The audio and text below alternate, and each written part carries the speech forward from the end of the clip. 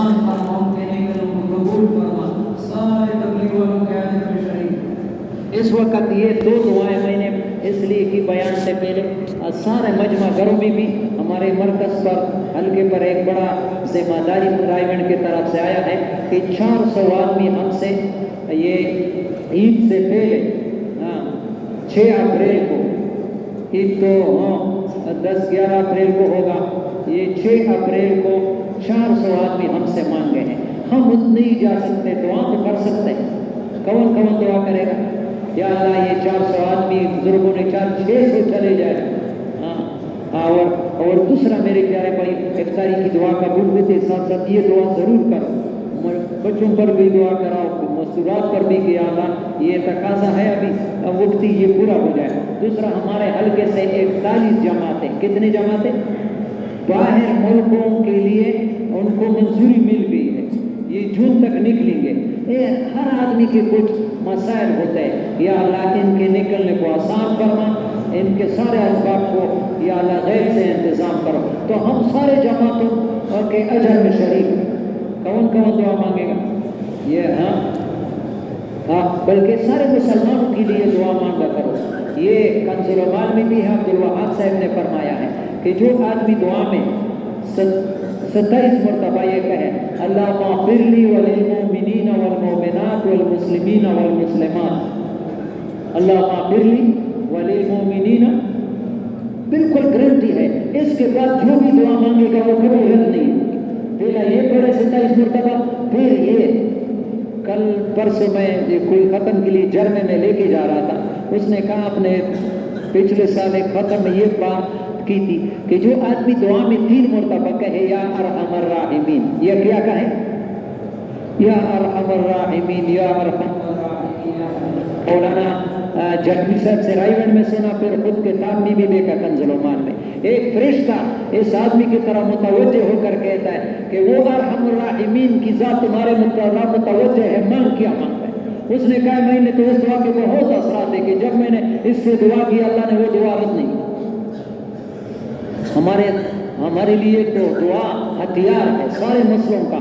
دعا ناممکن کو ممکن ہو جاتا ہے، دعا ناممکن کو ممکن بناتا ہے، لیکن دعا کی قبولیت کی شرطیں ہیں۔ مولانا عمر پالپوری رائیونڈ اجتماع میں فرماتے تھے کہ 3 چیزیں دعاؤں کے لیے رکاوٹ بن جاتی ہے۔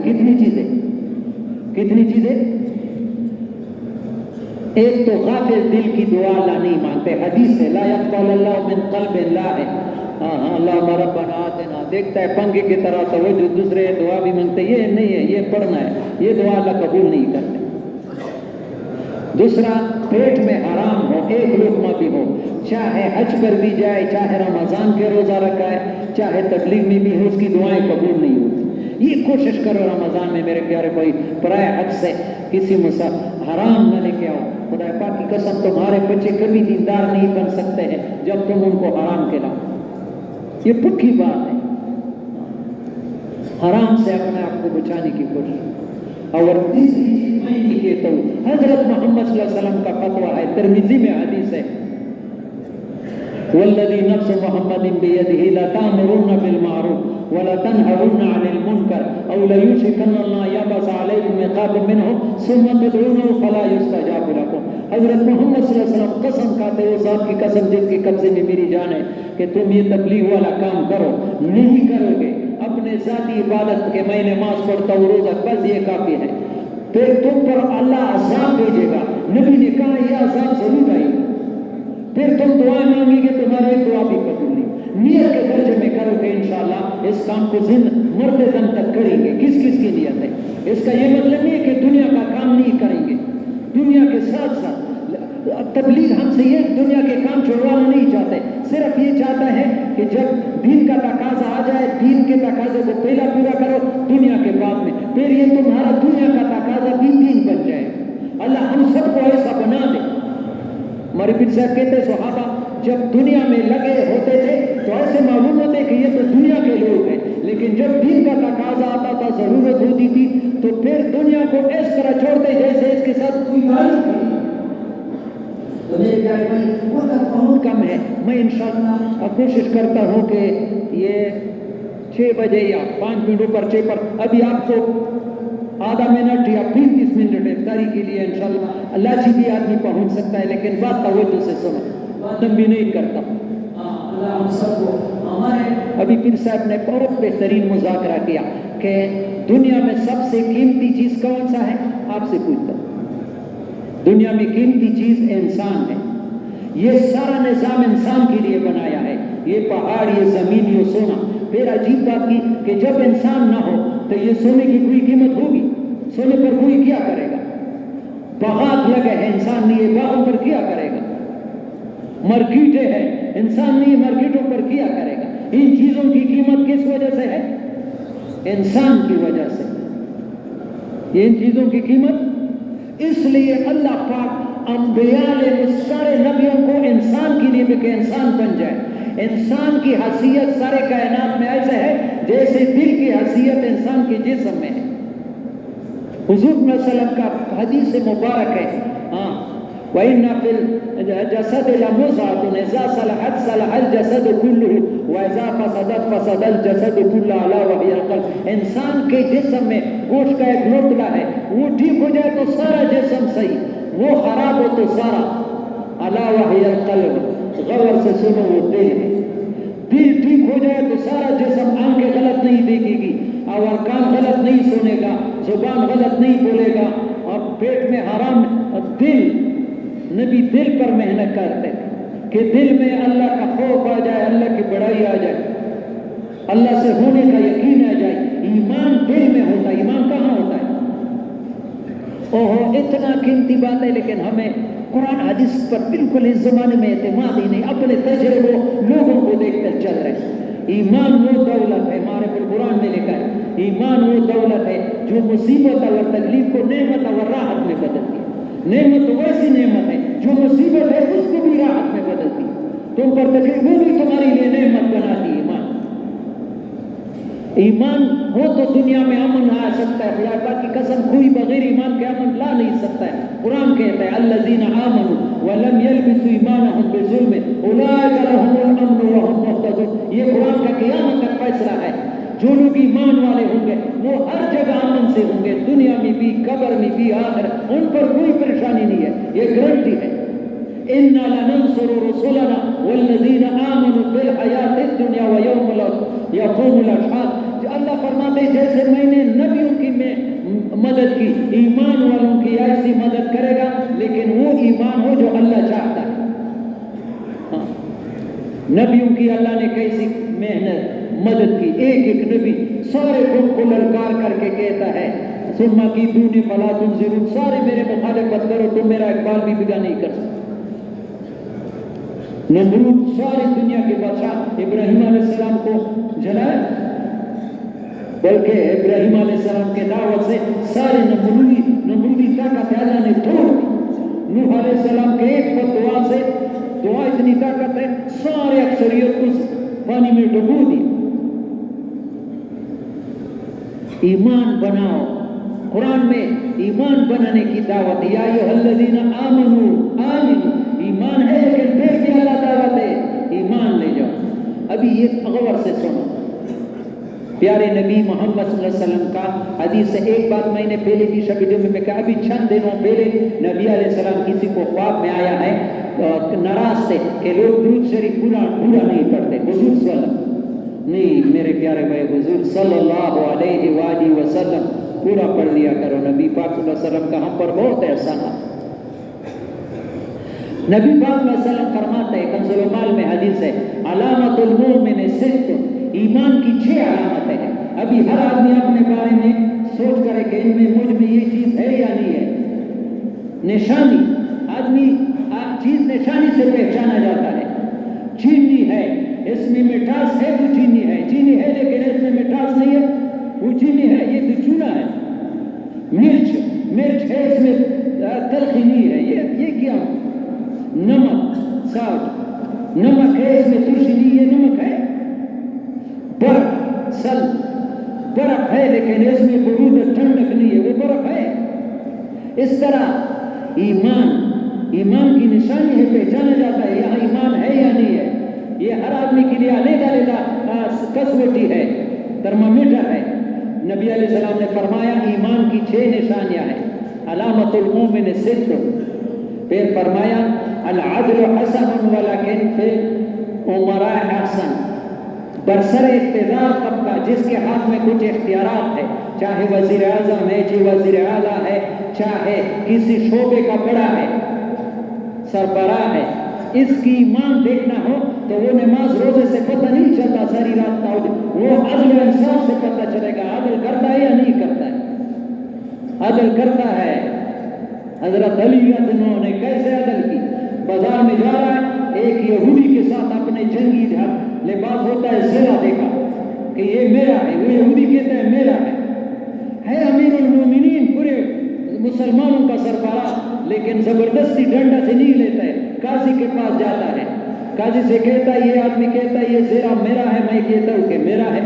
آپ نے سنا ہوگا شریعت کا فیصلہ ہے جو جس کے ہاتھ میں قبضہ ہے، جس کی چیز میں اس کو مدعی کہتے ہیں، اور جو اس کے ہاتھ میں نہیں اس کو مدعی کہتے ہیں، دعویٰ کرنے والا. تو شریعت کا حکم ہے البینۃ للمدعی. جو باہر آدمی کسی چیز کا دعوت کرتا ہے تمہارے ہاتھ میں، وہ 2 گواہ پیش کر کے لائے گا، پھر اس پر فیصلہ ہوگا. اگر گواہ نہیں ہے تو مدعی قسم کہے گا یہ غلط ہے، یا تم قسم کرو یا میں قسم. یہ ہمارے پشتو ہے، یہ اسلام نہیں ہے. قسم مدعی کے لیے ہوتا ہے، مدعی کے لیے گواہ ہے. تو وہ یہودی تو قاضی شریح کے پاس جاتا ہے، وہ تو امیر المومنین سے نیچے ہے، جیسے وزیر اعظم کی نیچے جج ہوتا ہے. تو قاضی شریح کو جب مسئلہ پیش ہوا، وہ امیر المومنین سے کہتا ہے حضرت علی گواہ پیش کر دو. اس نے 2 گواہ لائے، ایک کمبر، ایک اپنا بیٹا حسن یا حسین.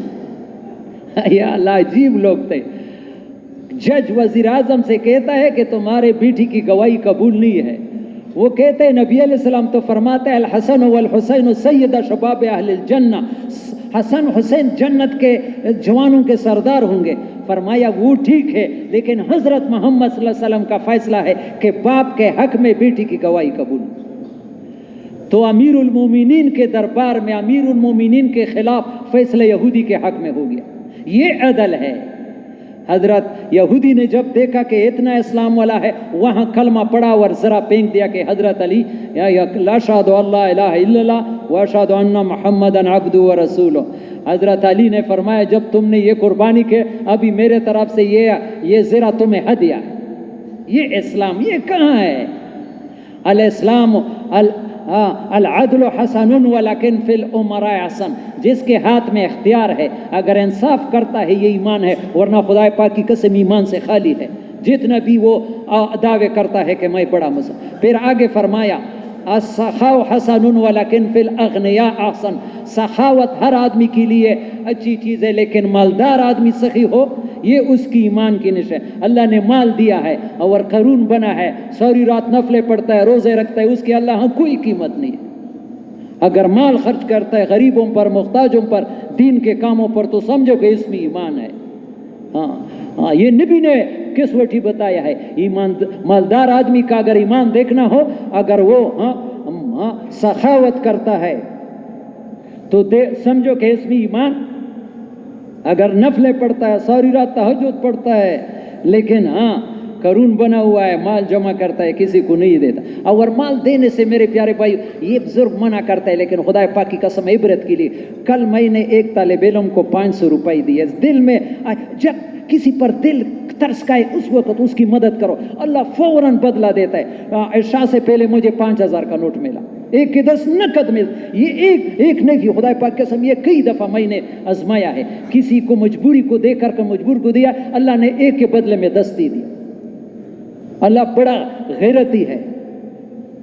مالدار آدمی غریبوں. رمضان میں تو نبی علیہ السلام کی سخاوت ایسے ہوتی کریح المرسلہ، جیسے تیز ہوا. خرچ کرو رشتہ داروں پر، غریبوں پر. مہنگائی ہے، غریب لوگ ہیں، دینداروں پر. اور پھر فرماتا ہے الصبر حسن ولکن فی الفقراء حسن. کسی کو چھوڑا نہیں ہے.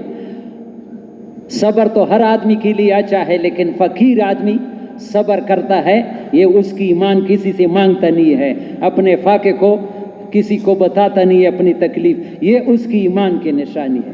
اگر بہت عبادت کرتا ہے، اور لوگوں سے اپنے ضرورتیں پیش کرتا ہے، اللہ بہت ناراض ہوتا ہے. اور کسی مخلوق کے سامنے، میں نے پہلے بھی واقعہ بیان کیا تھا، بہت پیاری بات ہے. حضرت حسن رضی اللہ تعالیٰ عنہ کو امیر معاویہ رضی اللہ عنہ کی طرف سے ہر سال 1,00,000 درہم ہدیہ کے طور پر آتے تھے. کتنے؟ پاکستانی روپے نہیں تھے، وہ درہم تھے چاندی کے. پورا سال گزار، 1 سال آنے میں دیر ہو گئی، 1 سال آنے میں. تو حضرت حسن رضی اللہ عنہ نے قلم کاغذ بٹھایا کہ اس کو خط بھیجوں کہ بھائی کیا مجبوری ہے، ہر سال بھیجتے تھے، اس سال نہیں بھیجا. پھر خیال آیا کہ امیر معاویہ بھی مخلوق کے اوپر والے سے کیوں نہیں مانگتا، ارادہ چھوڑ دیا. جب یہ ارادہ چھوڑ دیا مخلوق سے، فوراً رات کو حضرت محمد صلی اللہ علیہ وسلم کی زیارت ہو گئی.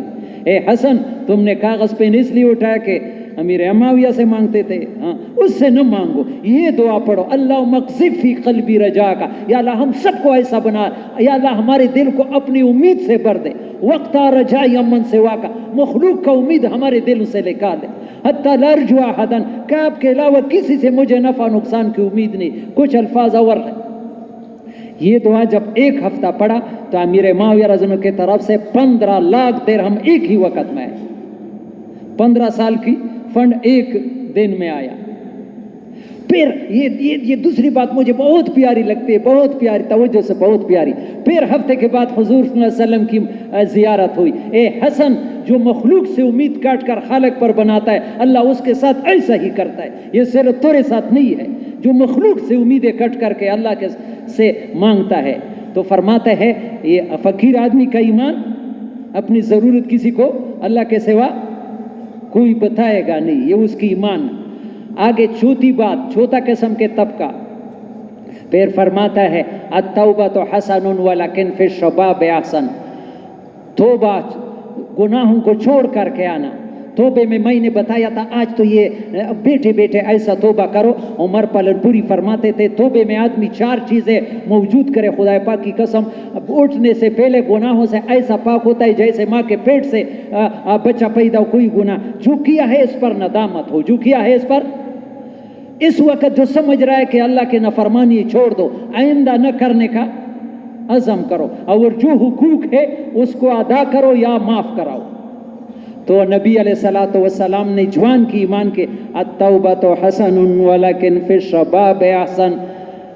توبہ گناہوں کو چھوڑنا ہر آدمی کے لیے اچھا ہے، لیکن جوانی میں گناہوں سے منہ موڑ لے اللہ کو راضی، یہ اس کی ایمان کی نشانی ہے. میرے پیارے جوان بیٹھو، خدا پاک کی قسم آپ اتنا تیز رفتار چل سکتے ہیں اللہ کے پاس. میں نے خود کنز المال میں دیکھا، جو جوان اپنے جوانی کو اللہ کی اطاعت میں بوڑھا کرے گا، قیامت کے دن اس کا درجہ 72 صدیقین جتنا ہوگا. 72 اولیاء نہیں، جیسے صدیق اکبر، صدیقین جتنا ہوگا. کس جوان کا نیت ہے کہ انشاءاللہ جوانی کو اللہ پر لگانا ہے، یہ دنیا پہ قیمت پر نہیں لگائے. میں نے پہلے بھی بتایا کہ پھر کا اس کا مطلب نہیں ہے کہ ہم کھائیں گے نہیں، پئیں گے نہیں، دکان نہیں کریں گے، لیکن اللہ کے حکم کے مقابلے میں سب کو پیچھا کریں گے. پھر یہ دنیا بھی دین ہے. آگے فرماتا ہے کسی کو چھوڑا نہیں ہے. الورع حسن ولکن فی العلماء احسن.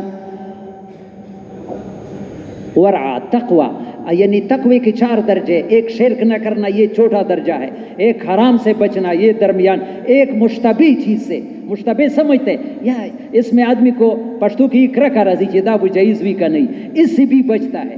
تھوڑا دل میں وہ کٹ آتا ہے، اس کو بھی چھوڑتا ہے. یہ ہر آدمی کے لیے اچھا ہے، لیکن علماء کی ایمان دیکھنا ہو وہ ان کے تقوی سے معلوم ہوگا. اگر مولوی صاحب حرام حلال کا تمیز نہیں کرتے، لوگ کہتے وہ مولوی صاحب بھی کرتا ہے، وہ مولوی صاحب بھی تصویر کہتا ہے آپ مجھے حرام کرتے. یہ مولوی صاحب کیسے کیا دین پھیلے گا؟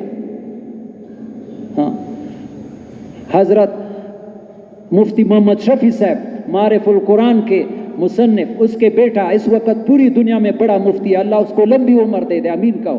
تقی عثمانی صاحب وہ کہتے میرے باپ مفتی محمد شفیع صاحب، میرے دادا مولانا محمد یاسین صاحب، یہ دونوں دیوبند سے پڑے ہوئے تھے. رات کو بارش برس رہی تھی، اس وقت تقی عثمانی صاحب چھوٹے تھے. صبح کو نماز کے وقت سخت بارش تھی، میرا دادا مولانا محمد یاسین جب مسجد میں چلا گیا، جماعت کے ساتھ نماز پڑھا، میرے والد نے بارش کی وجہ سے گھر میں نماز پڑھا، میرے والد نے کیا پڑھا؟ حدیث ہے ضبط اللہ النعال فصلوا فی الرحال، رخصت تو ہے جب بارش زیادہ ہو تو اگر گھر میں، لیکن جب میرا دادا آئے میرے باپ کو ڈانٹ دیا، ہاں جب مفتی فتوے پر عمل کرے گا تو تقوی پر کون عمل کرے گا؟ جب مفتی فتوے پر عمل کرے گا تو تقوی پر، تو علماء کی ایمان دیکھنا ہو وہ مشتبہ چیزوں سے اپنے آپ کو بچائے گا۔ آگے آخری بات ہے والحیاء حسن ولکن فی النساء احسن، والحیاء حسن ولکن فی النساء، حیا آتی ہے، حیا ہر ایک آدمی کے لیے اچھی ہے، لیکن عورت حیا والی ہو۔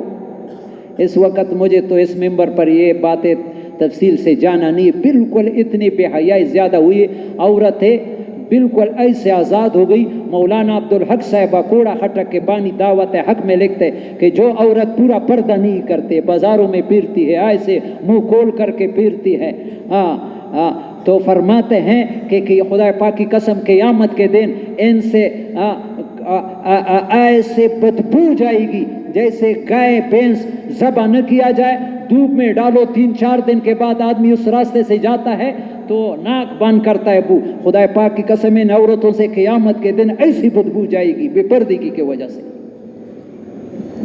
ہمارے مدرسے میں آئے تھے مدینہ منورہ کے پیدائش کا عالم، 2 سال ہو رہا ہے، بیان کیا کہ ایک آدمی، تقوی کا بتاتا ہوں، ایک آدمی جا رہا تھا، پانی کے ندی بہ رہی تھی، اس میں اس کو کیا ملا؟ ایک سیب ملا، وہ سیب اٹھا کر کھایا، پھر خیال آیا کہ یہ سیب تو میرا نہیں ہے، یہ مجھے تو قیامت میں پوچھا جائے گا۔ جہاں سے پانی آ رہا تھا اس کے طرف چلا گیا، ایک باغ سے نکلتا، باغ والے کو آواز دی کہ بھائی میں نے تمہارے باغ کا ایک سیب کھایا ہے، معاف کر دو۔ اس نے کہا اس آدمی میں تو کچھ ہے، اس نے کہا یہ ایک شرط ہے، میری گھر میں ایک بیٹھی ہوئی ہے، اس کے آنکھوں سے نبینی ہے، کانوں سے بہری ہے، زبان سے گونگی ہے، پاؤں سے لنگڑی ہے، اس شرط پر یہ معاف کروں گا کہ اس کے ساتھ تمہارا نکاح ہو جائے۔ وہ پریشان ہو گیا کہ ایک عیب بھی برداشت کرنے کے قابل نہیں، یہ 4۔ اس نے کہا ویسے معاف نہیں کرتا ہوں۔ وہ آخرت سے ڈرتا تھا، تیار ہو گیا کہ بھئی جب آخرت کا معاملہ ہے جو بھی ہو جائے، دنیا تو گزر گئی۔ جب شادی ہو گئی، نہ اندھی تھی، نہ بہری تھی، نہ گونگی تھی، نہ لنگڑی، تو اپنی بیوی سے کہا تمہارے باپ نے تو مجھے بہت ڈرایا تھا۔ اس نے کہا کیا ڈرایا تھا؟ اس نے کہا کہ تمہارے باپ نے مجھے ڈرایا تھا کہ یہ آنکھوں سے اندھی ہے۔ اس نے کہا میرے باپ نے بالکل اچھا کہ خدا پاک کی قسم جیسے میں نے جوان ہو گئی میں نے اس آنکھوں سے غیر محرم مرد کو دیکھا بھی نہیں۔ اور پھر فرمایا تمہارے باپ نے کہا کہ وہ گونگی ہے۔ اس نے کہا جب سے میں جوان ہو گئی خدا پاک کی قسم میں نے اس زبان پر پرائے غیر محرم مرد کے ساتھ کبھی زندگی میں بات نہیں کی۔ پھر فرمایا تمہارے باپ نے کہا کہ وہ تو کیا ہے، بہری ہے۔ فرمایا یہ بھی ٹھیک ہے، خدا پاک کی قسم میں نے اپنے کانوں پر کسی غیر محرم مرد کی بات سنی نہیں ہے۔ پھر فرمایا تمہارے باپ نے کہا کہ وہ تو پاؤں سے لنگڑے ہے، پاؤں سے لنگڑے ہے۔ فرمایا یہ بھی ٹھیک ہے، جب سے میں بالغ ہو گئی میں نے اپنے گھر کے دروازے سے زندگی میں کبھی پاؤں نہیں رکھا ہے۔ جب اتنی آگے سنو، آگے بہت پیاری بات ہے۔ اس لڑکی سے پھر امام ابو حنیفہ پیدا ہو گئے۔ کون پیدا ہو گئے؟ جس کے ہم سارے اقتداء کرنے والے ہیں، ہمارے امام ابو حنیفہ۔ عورت دیندار ہوگی تو بچے آسمان کے فرشتے۔ اب ہمیں اپنے عورتوں کو دیندار ہونے کا کسی کو غم بھی نہیں ہے، بس تو عورت کی ایمان دیکھنا ہو وہ حیا۔ نبی علیہ السلام فرماتے ہیں الحیا والایمان قرینان، ایمان اور حیا آپس میں جوڑوے بھائی ہے۔ اذا ذهب احدهما لم يبق آخر، جب حیا چلی گئی ایمان سے بالکل خالی ہے، جتنا بھی دعویٰ کرے گا۔